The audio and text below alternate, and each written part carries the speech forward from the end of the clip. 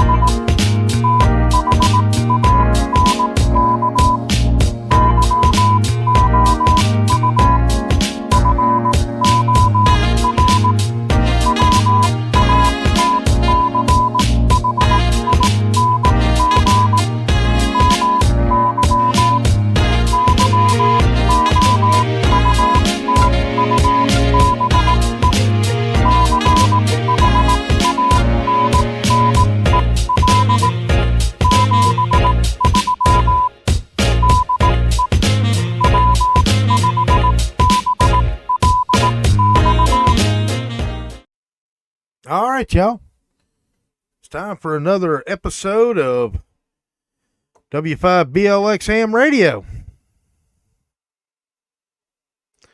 And I'm going to be doing some stuff here on Echolink. Echolink is not a new mode at all. In fact, Echolink is rather old and dated. It's probably been around for about 20 or so years now. And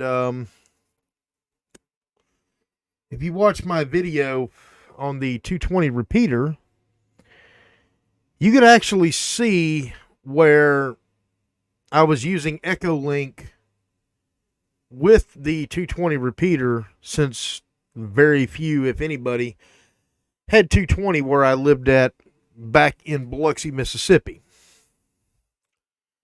But I am looking here, and I was trying to connect to a repeater back home, and obviously, as you can tell down here, it says access denied. It is what it is. So I'm going to try to connect somewhere else. Going to let's go to conferences and see if I can find one that's active. A lot of people don't use Echolink very much anymore, sadly. I wish they did. Let's see.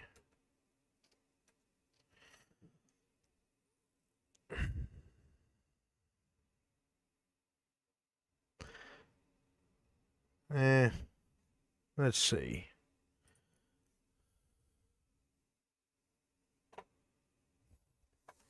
Usually some people in the Northeast that are up. So let's go up here, see if I can catch one around the Boston area. 6:30 in the morning, so might catch some people that are driving.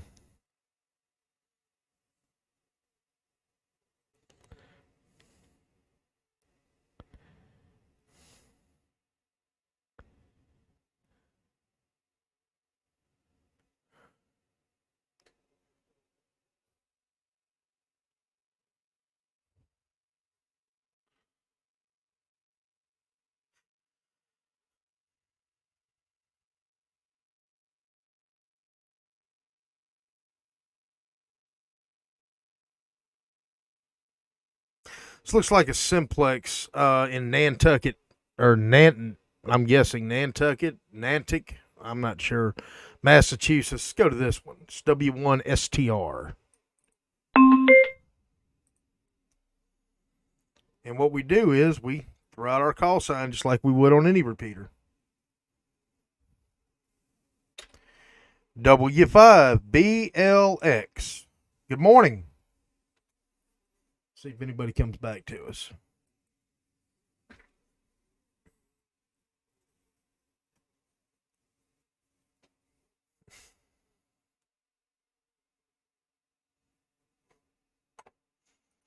Just in case nobody doesn't, I'm going to scroll around, see if I can find another one.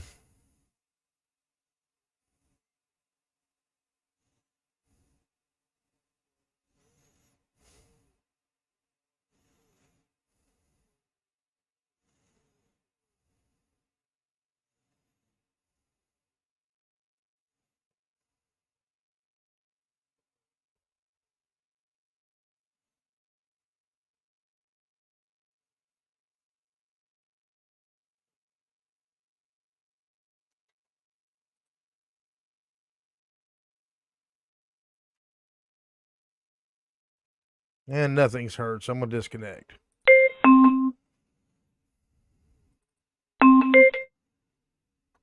The connection was rejected.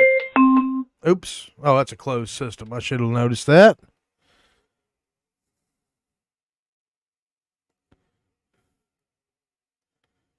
Used to be a good group up in New England I used to talk to all the time. And it don't look like they're around anymore. It's been a few years since I've really been active on Echolink.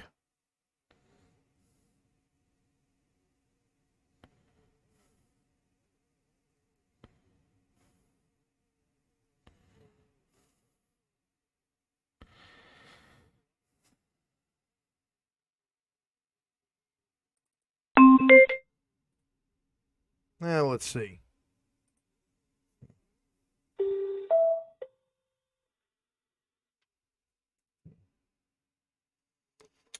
W5BLX.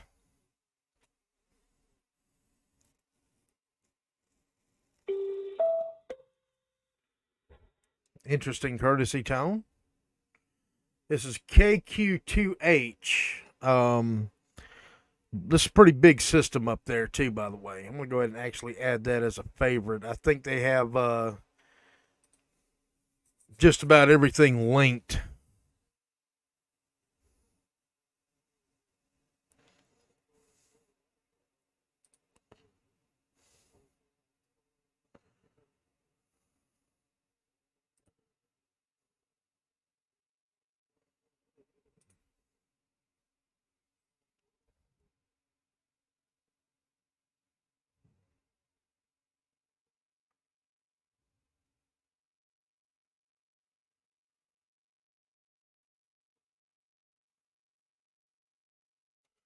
Anybody around on the KQ2H system? W5BLX.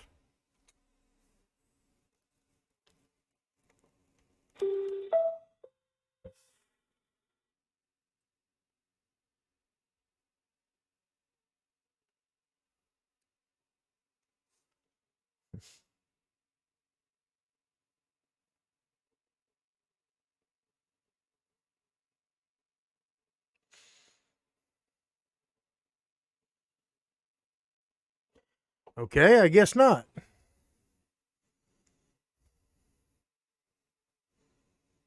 I'm going to disconnect from that one. This one looks like they got somebody into fun. I like that call sign. Passaic County, New Jersey. Let's see. Oh, can't go there.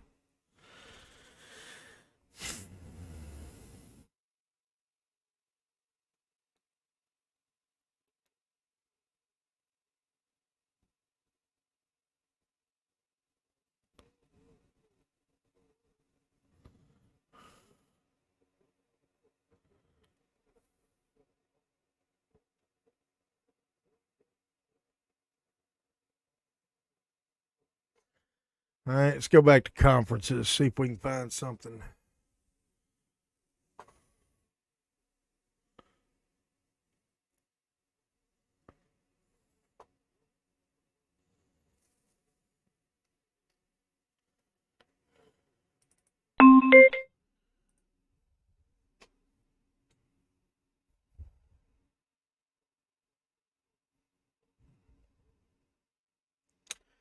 W5BLX. Anybody around?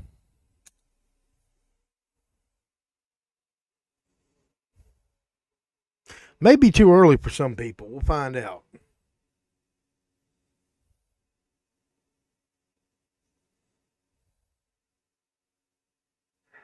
W5BLX from G0WFS. G0WFS, W5BLX. Good morning, or, well, I guess if you're in England, I guess it's good afternoon. How you doing, sir?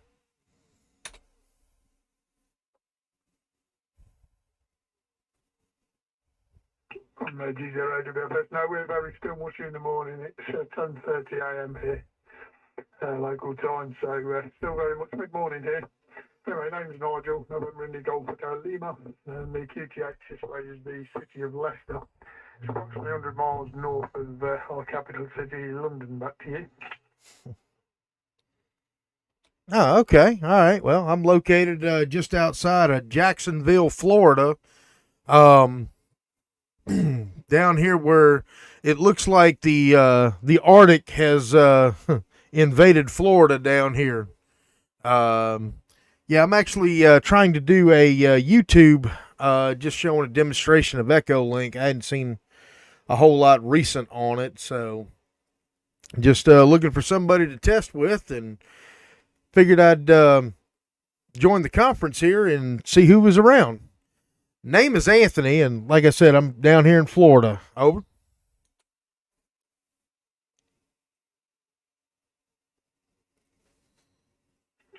Okay, from G0WFS. Yeah, well, weather-wise here, we're kind of hopefully moving out of our winter now and more into our spring. It's about 12.5 degrees Celsius at the moment outside temperature. So with a little bit of luck, we've lost most of our cold weather now for a while. We see a few dips, but generally speaking, we're pushing into spring now here. Will be soon. So that'll be nice. It won't be long before we do the daylight saving thing as well at the end of the month, and go back into British summertime. Back to you. Yeah, that'd be great. That would definitely be great. I'm sure y'all would look forward to that. I know it gets a little frigid up there. Yeah. Like I said, man, I'm just doing this video to try to get some more users on. I hadn't used Echolink actively in a long time. And it just seems like it's almost a dying art, unfortunately, and I don't understand why. But I'm glad to see that this is still going. But yeah, that's all I've got going on this morning. Over. I'm used to saying over. I'm used to HF. Not really supposed to do that, y'all. Sorry. G0WFS. Yeah, well, that Ecolink's pretty busy. I've been on it for close to 20 years now. About a year or so after it started, amongst other things, but it's still pretty busy. And the do drop-in conference is incredibly busy. A lot of nets on here that come and go during the course of a day. So there's always plenty of traffic rattling on. And there's various other places as well, around on Echolink that are hooked up into all sorts of systems. Our UK system here, which PubNet, if you find item 0HOY-L on the Echolink system, that's pretty much most of the UK, which is all hooked up together, and you can access in via that side. So there's plenty of traffic to find on Echolink. Never stops. There's always something rattling somewhere. Anyway, I'm going to make this one my final because I've got to go off and do a few things, and hope it all goes well your end. And the video turns out, drums up a bit of support from G0. Back to you, W5PLX. All right, sir. Well, I'll say good morning to you, and thank you for coming back to me. 73 G0WFS from W5BLX.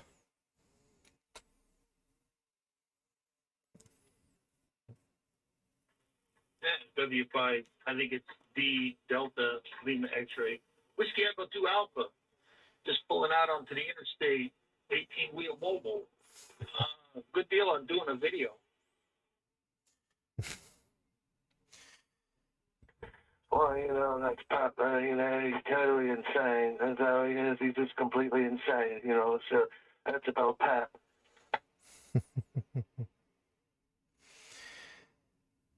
Good morning, everybody from KB9 and that's James. Good morning, y'all. And yeah, 18-wheel mobile. I've done that a few times. Done that a few times myself. Didn't catch your name. I think it was Pat. And there's a couple other stations in there. I'll throw it over to the look like KG4 popped in. I'll throw it over to you, sir. Go ahead. W5BLX.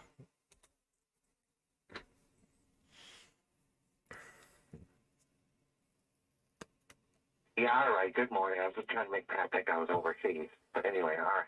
Yep. I'm on the All Stars link. KG4 DDI just simply means KG4 do drop in. Yep. There you go.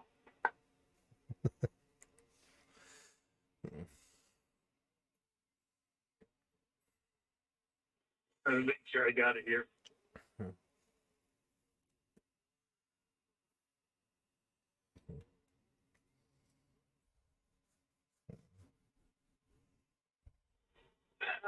Check and see if I got it. Doesn't need to it. Okay, yeah, I didn't catch your name, but I heard you were doing a video trying to get some interest in Echolink. I thought I'd throw my oar in the water. The other station was Kevin, VE3KKY up in Toronto. And we're kind of the normal morning crew here on the Dewdrop Inn before the Cowabunga net. But, you know, I've had my license a long time, and I do drive. And with the modern trucks and any really modern vehicle, the electronic disturbance for normal RF radio sometimes can be, you know, just Oh, you ain't lying. overcome.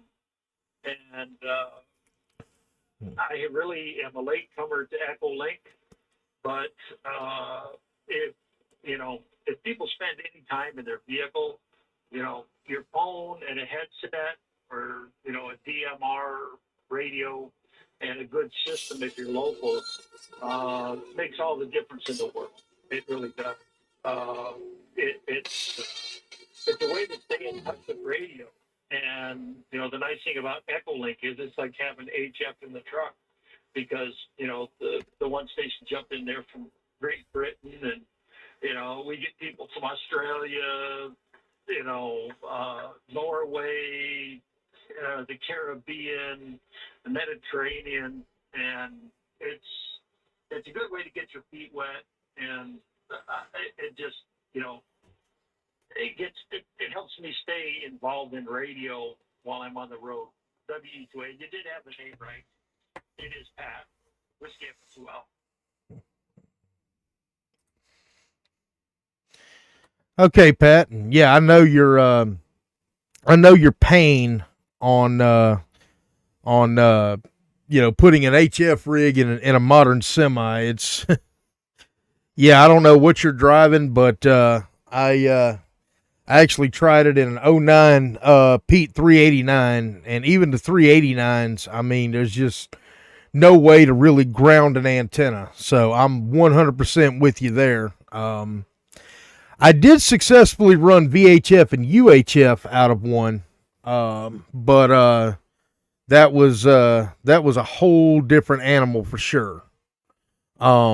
Yeah, I definitely know your pain, and you're right. Echolink, of course, you can get Echolink on your phone, on your tablet, Android, iPhone, whatever you want, and it does work great. And that's kind of why I was doing this.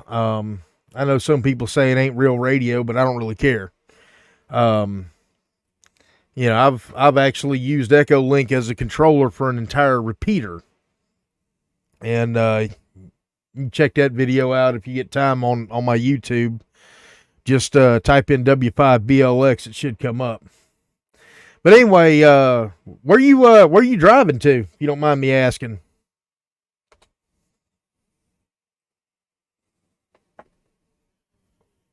No, not a problem. Not a problem. You know, I'm not carrying anything fancy. But what I have in the trailer is familiar to 90% of the world, probably. The little pine tree air fresheners for your car. I left upstate New York, where Car Freshener is the name of the company, has their main plant, and I'm headed out to a place called DeWitt, Iowa, just across the Mississippi River on Interstate 80.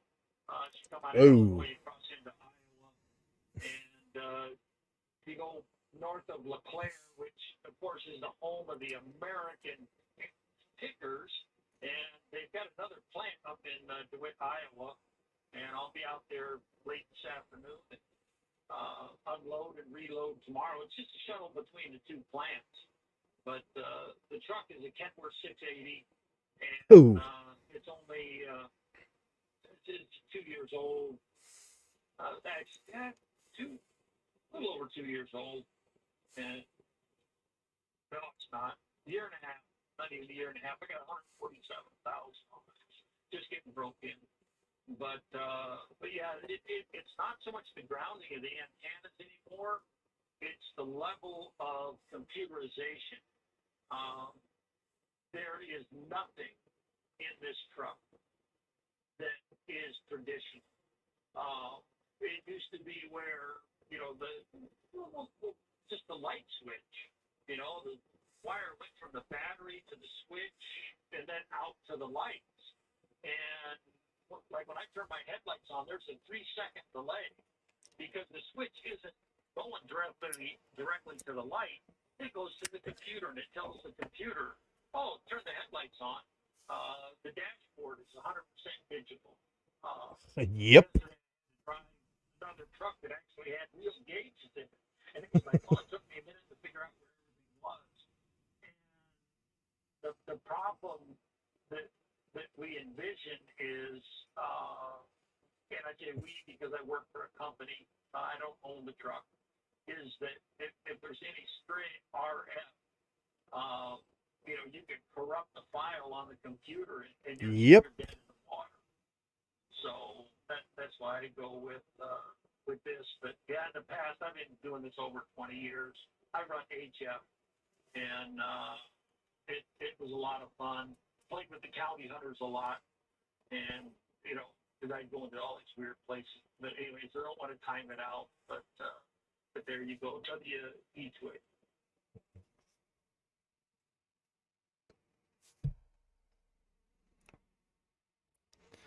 Oh yeah, I know your pain. I've seen the new Kenworths, and yeah, their dashboard basically looks like something that would be like out of a Tesla. I got friend of a friend that drove for Tribe, and this woman was driving a 2023 T680, and yeah, it. I've been driving trucks since I was 21 years old, and I'm 38 now, and it's not something that I would think would be a good thing for a semi. Too much stuff that could go wrong and break due to some stupid little sensor somewhere just throwing it completely off. And yeah, I do have to ask though, you don't have that Packer engine in it, do you? I hope you don't.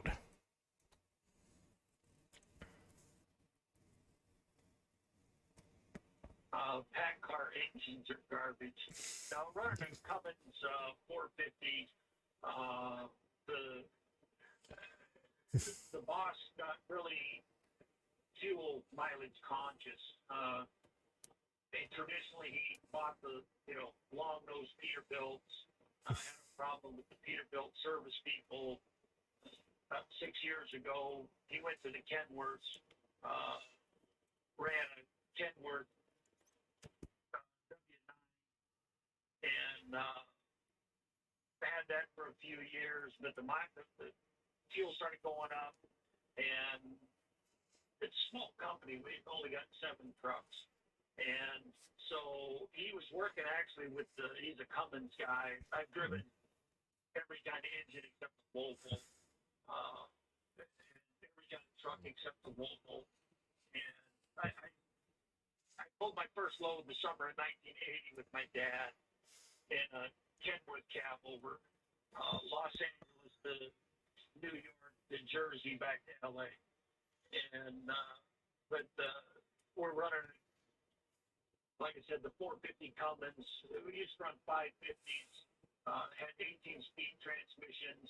Oh, yeah. With the advent of, commercial vehicle automatic transmissions, which is what most of your bigger companies are driving, and they're so prevalent now that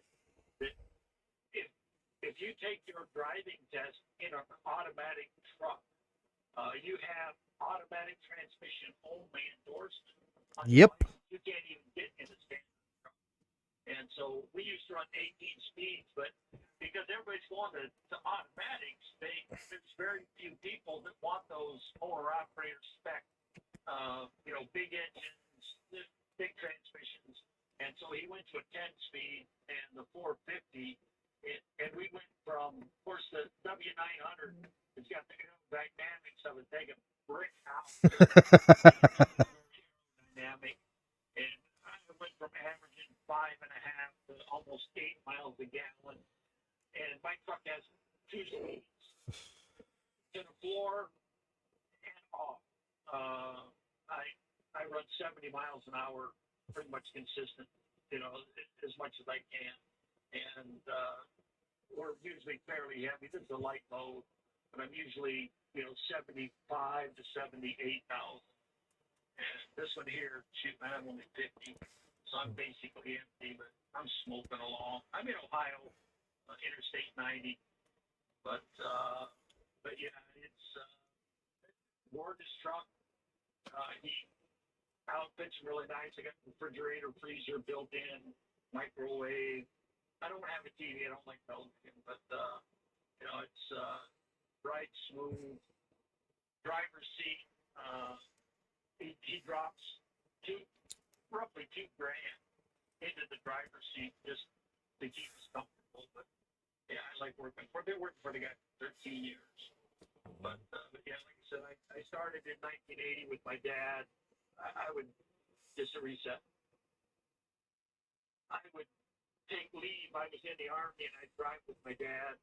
When I retired in 1995, I started driving. 1998, I started driving, and I've been driving full time since '98. But just about to hang it up, and only do it once a week or once a month. For a week or it's cutting way back, and I'm just going to use it to finance my nasty habits of radio. Let me do it.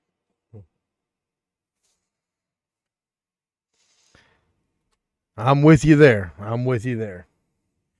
Well, hey, let me go ahead and stop recording. Driver, you be safe out there. And I tell you real quick, I'm going to leave you with this thought. What else I've found on the road is having I've got a Yaesu FTM 300. And going through Chicago, which if you're on 90, you'll be hitting 90 and 80. And then I'm guessing you'll just stay on that till you get to Iowa, which God bless you for going through Chicago. I hate that place. No offense if anybody lives there. But yeah, there are some Fusion repeaters there around Chicago that I've got on, and they're hooked into Echolink. There's also one out of Toledo, and yeah, I had a lot of fun with it. But again, as you know, good luck putting a decent antenna on a semi. That was my only problem. But anyway, Pat and everybody else, I'll say good morning, and I'm going to go ahead and go compile this video, and my group on C4 FM locally here in Jacksonville should be on soon, so I'm going to go check in with them, and I'm going to go find something else to do. 73, this is W5BLX.